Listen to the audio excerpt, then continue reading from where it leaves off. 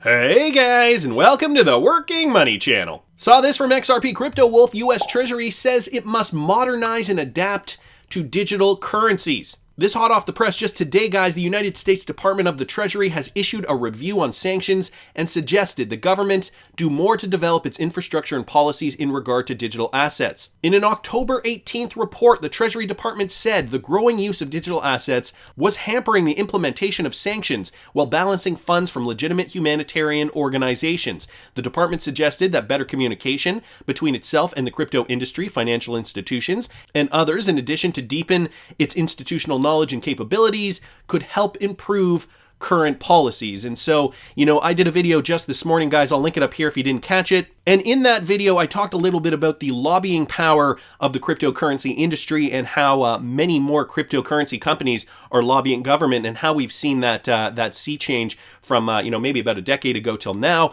maybe even sooner than that. Even back in 2016, 2017, there really wasn't this idea that cryptocurrency would really kind of fundamentally be part of a new financial system.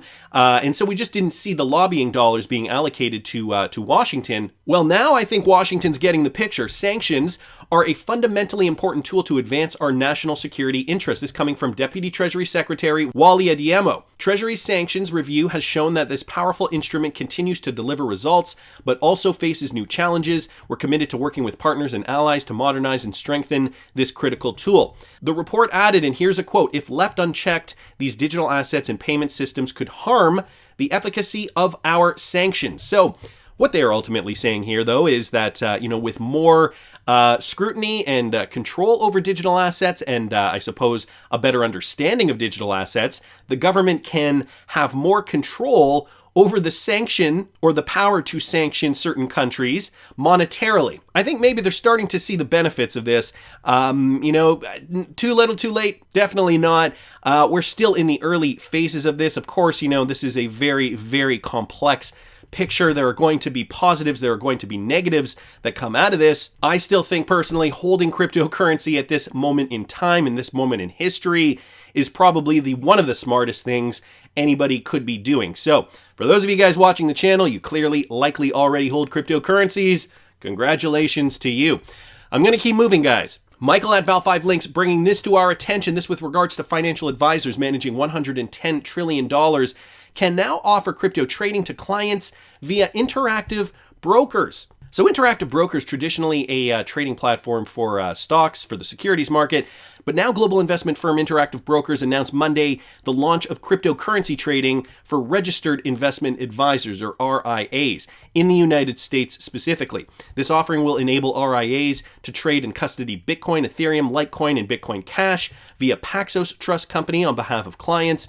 They will be able to manage their clients' crypto holdings alongside traditional investments, including stocks, options, futures, bonds, mutual funds, and exchange-traded funds, or ETFs. Guys, this is a huge move. Interactive Brokers, one of the most competitive platforms that there are out there for trading. I believe they're worldwide. I don't think that they are just in the United States. One of the big guys, now they are saying that registered investment advisors can use their platform to trade cryptocurrencies, and notice they're only giving the handful that have the clarity: Bitcoin, Ethereum, Litecoin, and Bitcoin Cash.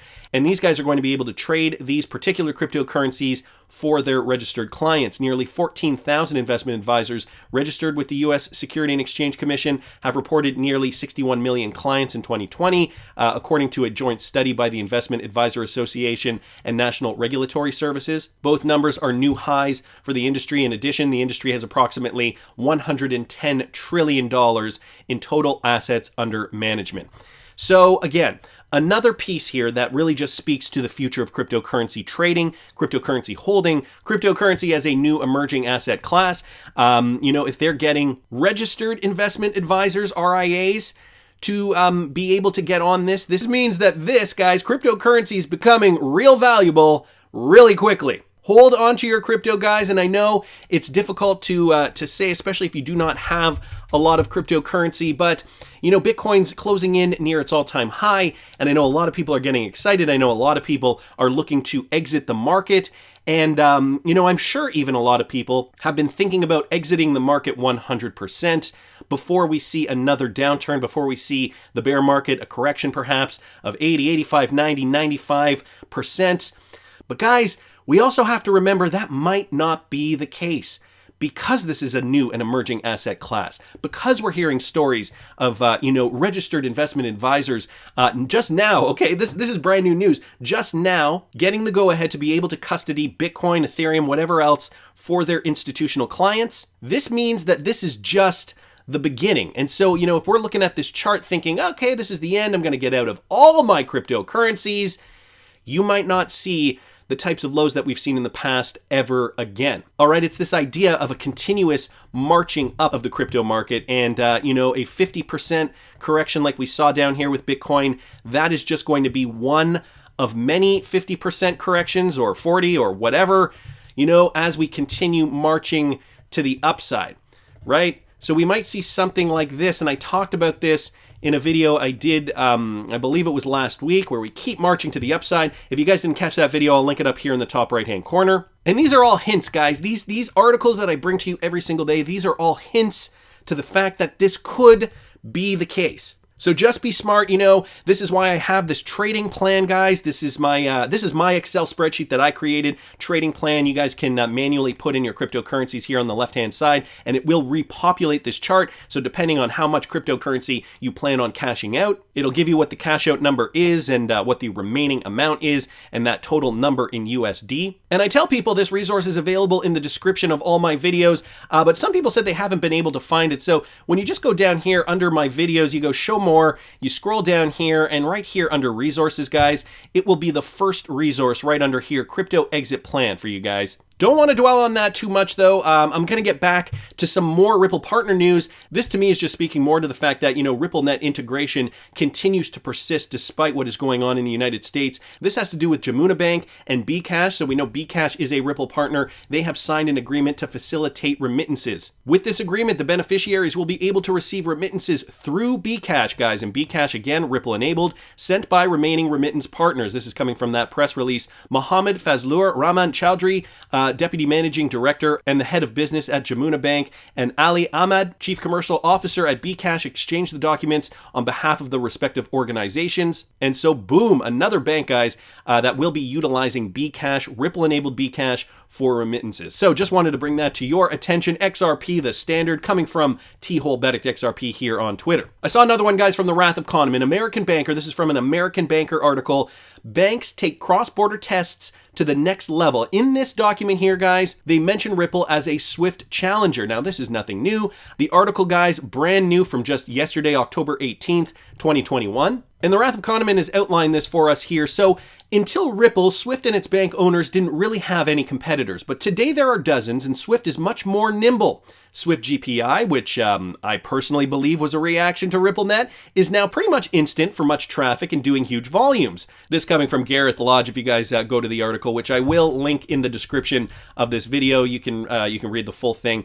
So that's what Gareth Lodge said. IXB's idea of combining Swift's broad connections to global banks with well-established domestic real-time payment networks brings impressive reach and overlap. In an increasingly real-time world, there needs to be a system that is better suited to the needs of instant cross-border payments, he said.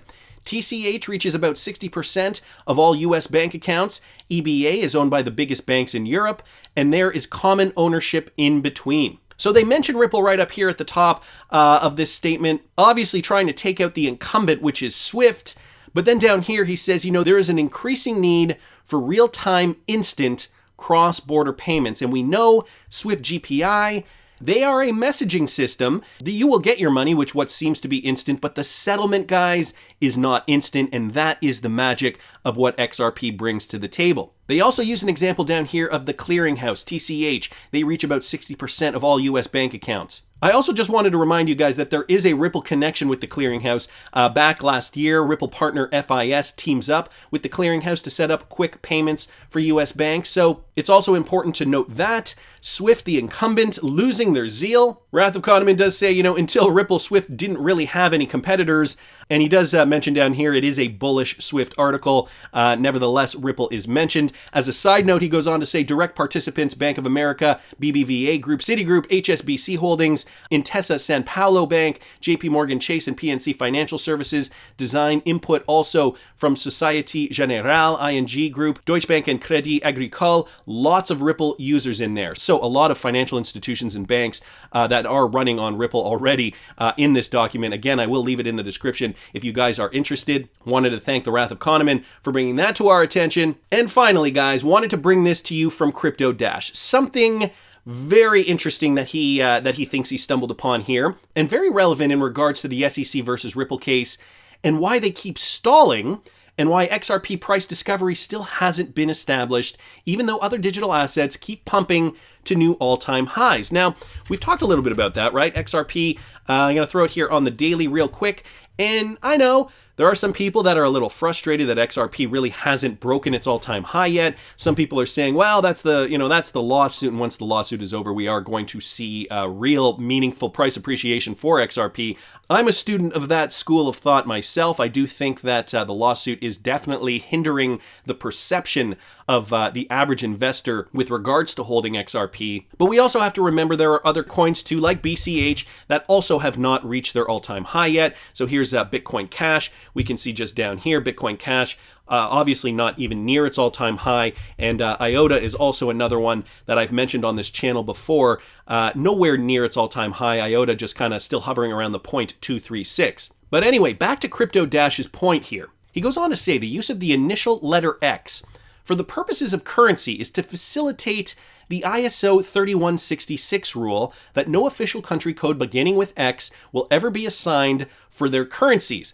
That is something important to note, guys, with regards to XRP. Only commodities like gold, silver, and precious metals will be designated with such a symbol. Now, with regards to this rule, this is a standard. ISO 3166 is a standard published by the International Organization for Standardization, the ISO, that defines codes for the names of countries, dependent territories, special areas of geographical interest, and their principal subdivisions. So this is as per the ISO 3166 rule. You can only use the letter X for commodities like gold, silver, and precious metals. He goes on to say XRP was designed as worldwide currency to facilitate cross-border payments. XLM was designed as a fork of XRP by Jed McCaleb, who we all know is one of the original creators of XRP. So X equals no country code and no borders. But what if I tell you that all of this Ripple versus SEC stuff is just a ruse to get the weak hands out and to cap the price of XRP to a level that no ordinary investor can obtain? So that's an interesting school of thought. First, I present you exhibit one of many. This is the OFAC, which stands for Office of Foreign Asset Control, and it's a division of the U.S. Department of Treasury. They are the sanctioning body of the U.S. Treasury, and they consider XRP a currency. And we've gone over this in a video I did a while ago. This is the OFAC, a financial intelligence and enforcement agency of the U.S. Treasury Department. It administers and enforces economic and trade sanctions in support of U.S. national security and foreign policy objectives. And way back in 2018, they had a panel here on virtual currencies, and they did list Ripple XRP as one of those currencies. Also note here Monero XMR, the X at the beginning of that three-letter code there for Monero, a privacy currency that the government likely does not want people to own. Something to think about, which means, okay, so continuing with Crypto Dash, which means that they can tell Gary Gensler and the SEC to kick rocks. The OFAC is standing on the sidelines while everything is put in place while the rails are built. The SEC lawsuit is just being used to stall to get the weak hands out. They called XRP a digital currency already. So the OFAC obviously has a lot of jurisdiction. They administer and enforce economic and trade sanctions in support of U.S. national security. That is the definition from Wikipedia. So to me, that sounds like they likely have more jurisdiction than the SEC seems to think they have. I don't know, maybe I'm wrong. Crypto Dash down here continuing this report from 2019. This is an annual report from the US Department of the Treasury, which calls XRP a digital asset, a typical unit of a currency or commodity. Nothing is mentioned about being a security. And look who signed the document. So first of all, you can see this, it's kind of small here, but they do talk about digital assets such as Bitcoin, Ethereum, and XRP here. And just to go over here, guys, look who signed this document. His signature, dry ink on the page. I don't know if you guys can catch that signature over there. Who's that? That's right, J. Clayton, the chairman, at that time, the chairman of the Securities and Exchange Commission in the United States. So it has been signed. It is legal. A digital asset, XRP. And the OFAC seems to agree. Certainly not a security, definitely a currency. Crypto Dash continues down here. This job posting was from Ripple, which was already filled. Still trying to find out who is the new director. As you can see, the candidate must have experience and working knowledge of the OFAC. So they are saying that for that position, that particular position, one must have knowledge of this body here, which has already deemed XRP a currency. Yeah, the enforcement agency that regulates currencies and sanctions around the world. So this is just from that post here. A director for global AML and sanctions program. Job description, Ripple is expanding its global AML and sanctions team and seek to hire an experienced director. This role will be focused on managing day-to-day AML, CFT, and sanctions OFAC program activities, and will serve as a subject matter expert to the business on complex, and then it continues on there. But you guys can see experience with the OFAC program required if you are to apply to this. Crypto Dash finishing off this by saying, as you can see, everything is interconnected and XRP will be the world reserve currency. Nothing like this has ever been built. It's just a matter of time, guys. XRP is inevitable. So a huge find here. Great thread by Crypto Dash. That is at crypto_-ODL on Twitter. And so Jay Clayton, the then chair of the SEC, signed this document way back in 2018, clearly stating that XRP was a digital asset. We also have the clout of the Office of the Foreign Assets Control, or the OFAC. It sounds like they are obviously the regulatory body to be listening to. Ripple seems to think so. So is this all a ruse, as per Crypto Dash's thread here? Are we just biding our time as the weak hands sell before XRP reaches, I don't know, 589? Tell me down in the comments what you guys think. Please subscribe to the channel if you haven't already. Like the video if you like the content I'm providing. I always love hearing your comments.